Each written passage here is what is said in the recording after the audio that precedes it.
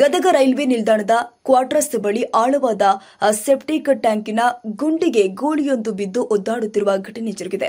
ಸುದ್ದಿ ತಿಳಿತಾ ಇದ್ದಂತೆಯೇ ಇಲ್ಲಿನ ಸ್ಥಳೀಯ ನಾಗರಿಕರು ಅಗ್ನಿಶಾಮಕ ದಳಕ್ಕೆ ಹಾಗೂ ಗೋವುಗಳ ರಕ್ಷಣಾ ತಂಡಕ್ಕೆ ತಿಳಿಸಿದ್ದಾರೆ.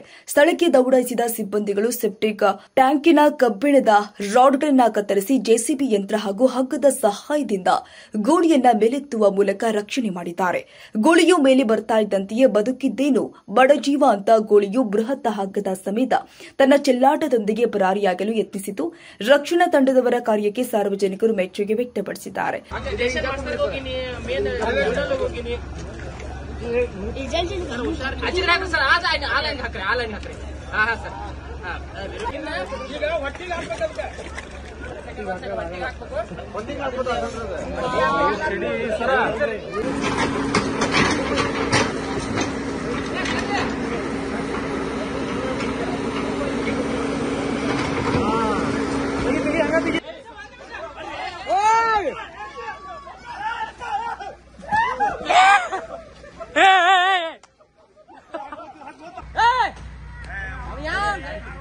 ಅಂದ್ರೆ ಹೊಡಿತಂದ್ರೆ ಏನ್ ಮಾಡ್ತೀರಿ ಗಾಡಿ ಹೊಡ್ತಿರೋದು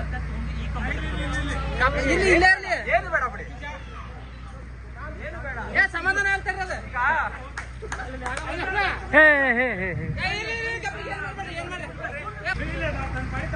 ಈಗ ಸಮಾಧಾನ ಆಗ್ಬೇಕೀಗ. ಸಮಾಧಾನ